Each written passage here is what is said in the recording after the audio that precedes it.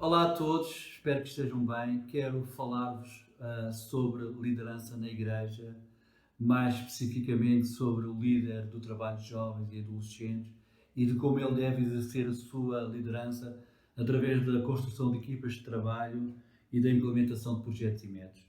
Mas em primeiro lugar e antes de tudo, o líder deve estar consciente da sua chamada e se tem os requisitos necessários para servir a Deus e a Igreja, principalmente se tem autoridade para desempenhar essa função.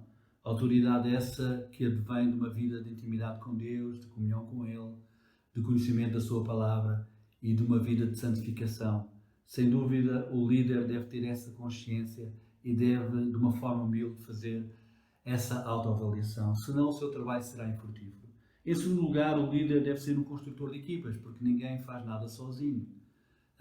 Sim, estamos a falar de team building, de teamwork, e é interessante perceber que ao longo da Bíblia, da narrativa da Palavra de Deus, Deus passou essa responsabilidade aos líderes. Moisés teve de escolher 60 homens com determinadas características para estarem ao seu lado. A Igreja Primitiva escolheu 6 diáconos para auxiliarem no trabalho prático da Igreja.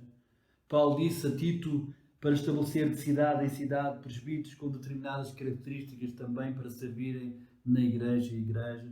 Ou seja, Deus delega a cada líder e à igreja a responsabilidade da escolha de cooperadores para desempenharem determinadas funções. Mas é interessante perceber que é Deus que estabelece os requisitos para que essas pessoas que são chamadas por Ele possam servi-lo e possam servir a igreja. Mas estes requisitos, eles são observáveis. Por isso é que Deus delegou aos líderes e à igreja a capacidade, e deu essa capacidade de escolherem essas pessoas. É interessante perceber isso. Em terceiro lugar, o líder deve elaborar um projeto e definir métodos de trabalho para alcance dos objetivos propostos.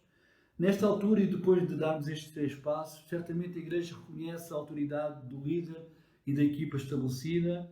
Existe uma simbiose entre todos e tudo está preparado para que a equipa elabore um plano de trabalho e de ação com vista a alcançar e discipular jovens e adolescentes para Cristo, porque este é o grande objetivo da igreja, alcançar e discipular.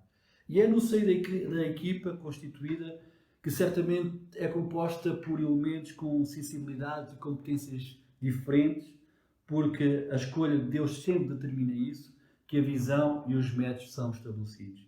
E eu quero falar-vos de um princípio fundamental que a Bíblia considera fundamental, que nos deve orientar na escolha dos vários projetos e métodos que podemos estabelecer para alcançar e discipular vidas para Jesus.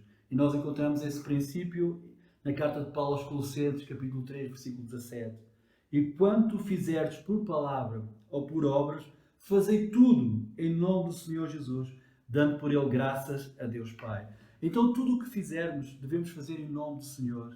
Não em nosso nome, não em nome da nossa igreja, não em nome de uma visão que nós temos, mas em nome de Jesus, como seus representantes. E só dessa forma nós podemos ter a bênção e a prosperidade de Deus.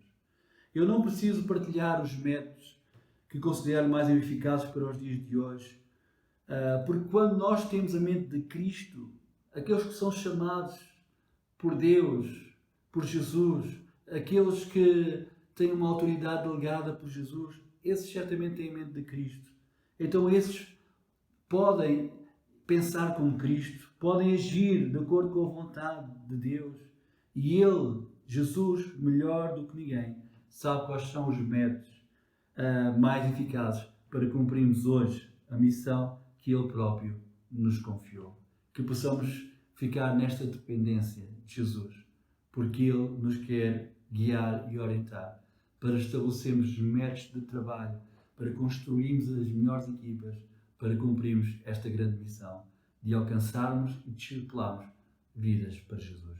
Deus abençoe.